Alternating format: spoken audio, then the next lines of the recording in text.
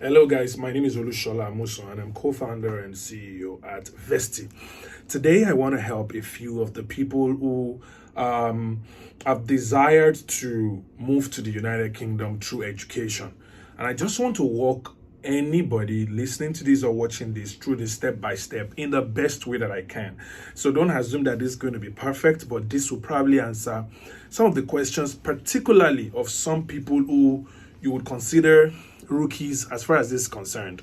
I mean, nobody's an expert at anything, but there are some of us who maybe have had a family member who has gone through this process before, or we've watched a class, done a webinar, or done something. But I just want to break this down as much as possible, particularly because of new people who are just joining our community daily. First, if you don't know about Vesti, Vesti is the app that gives people, humans, the power to move overseas. So if you've not yet downloaded our platform or downloaded our app, please go on to the App Store or the Google Play Store to download our app and see the opportunity to move to several countries. Well, today I am focusing essentially on the United Kingdom, all right? So if you are considering moving to the United Kingdom through education, your first step will be to shortlist a set of schools.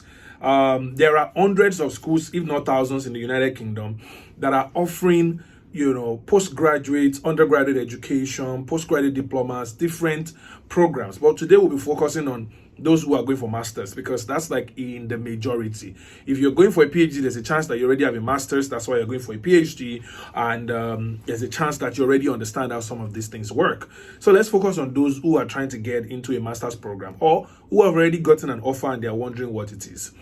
Now, there are usually two types of offers, as far as I know. And as I said, I'm not an expert in this, but I think I can provide you some guidance. There can be a conditional offer or an unconditional offer. But before we even get to that, the first thing is you need to shortlist the schools. When you are done shortlisting the school, there are several ways you can shortlist schools. You can shortlist schools by looking at some of the schools that were featured in the Vesti app or in the Vesti Telegram group, or just run a random Google search of some of the best colleges or some of the most affordable colleges and universities in the United Kingdom. Once you get this list out, and you've shortlisted about 10 of them, I would say find out which ones offer programs that you are interested in. So these programs can either be programs that are advanced versions of the program you studied in your undergraduate, or a total departure from what you studied in your undergraduate. Whatever the case is, just make sure you check the eligibility requirements. Check the eligibility requirement for that particular course and see if you qualify. Meaning that sometimes some of these courses will say you must have studied XYZ in your undergraduate, and so on and so forth. All right. Now, when you have gotten the information about the eligibility criteria, the next thing will be to put in an application. You put in an application usually on the website of these 5 to 10 schools, and then you wait for feedback around that. They will usually send you an email confirmation after you paid an application fee, and if it's a school that's waiving application fees, you won't need to pay an application fee, and they will come back with a confirmation. And in 2 to 3 weeks, sometimes it could be that quick, they will come back with a decision on whether you've been offered an admission. Now, that decision could be a conditional offer or an unconditional offer. If it's a conditional offer, it means that there are certain requirements that you need to meet. And if it's an unconditional offer, it essentially means that you have been offered that admission. You don't need, no further action is needed. Now, once you have that admission offer, this is assumably you have provided your transcript and all of those things before they could offer you that admission. Once the admission has been offered to you, you don't need to start the process of obtaining your CAS from the school, which stands for Confirmation of Acceptance for Studies. Many schools will say before they can give you your CAS, you have to pay a deposit of the tuition. Some would say, when they say a deposit of the tuition, that means that's the least amount you can pay. But doesn't mean you can't pay the entire amount if you are able to. But for most people, particularly those seeking greener pastures, it's usually the deposit that they're able to afford. So once you provide this deposit and you have paid it, you send to the school, you can actually pay tuition fees, deposits through the Vesti app or the Vesti website, or just by emailing help@wevesti.com, and then we'll get you squared out. Now, when you're done paying the deposit for the school, and they've provided you your some other schools, we ask for other things like There might be just all kind of requests, all kind of requirements for you to be able to obtain your CAS. At some point, you will need to do a tuberculosis test. At some point, you will need to pay for your IHS, your health insurance, and so on and so forth. All of these documentations are things you put together before you apply to your for your visa. Your UK visa would require this. Some of these things will require your CAS, which is your conditional acceptance offer. It will require your tuberculosis test results that has shown that you're free of tuberculosis. It will require a proof of fund document, which basically shows that you're able to cover both the remaining part of your school fees and also your entire living expenses while you are in the United Kingdom. All right, and these are all the documents you're going to put together, following all the requirements that are available on the UK government Home Department's website that basically details out all the requirements for a UK student visa.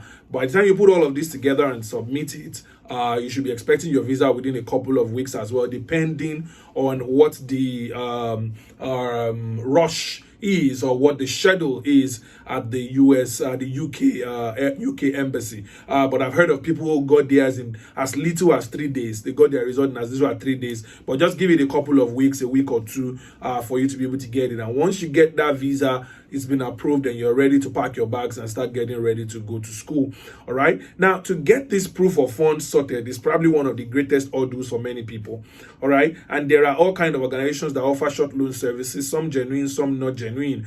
We at Vesti are partnered with a couple of organizations that actually provide legitimate short loan services to students, entrepreneurs, business owners who are trying to do one form of migration or the other. So if you're one of those people that you need this, all you need to do is to check with in the Vesti app for that particular service, or send us an email at help@wevesti.com to get the guidance or the guidelines for getting your proof of funds sorted out. It's really as simple as that.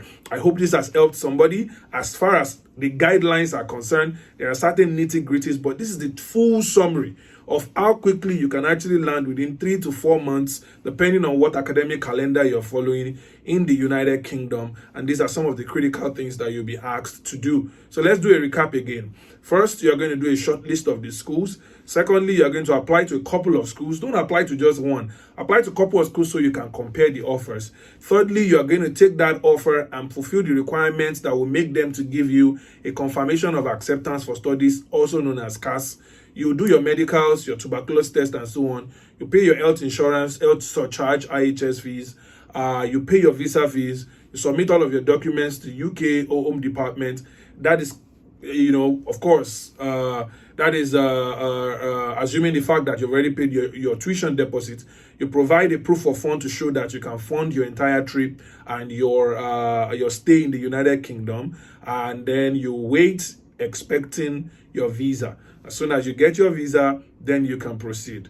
If there's something I've missed out, it will be that for you to do all of this at all, you need an international passport. So if you haven't gotten an international passport, you've not even started the journey at all. That will be your real first step, all right? So once again, thanks for this opportunity. I hope this has helped somebody, and I hope that you will be able to share the good news of Vesti with somebody and ask them to download the app in the App Store and create an account. Don't forget, your migration journey might be difficult, but it's not impossible.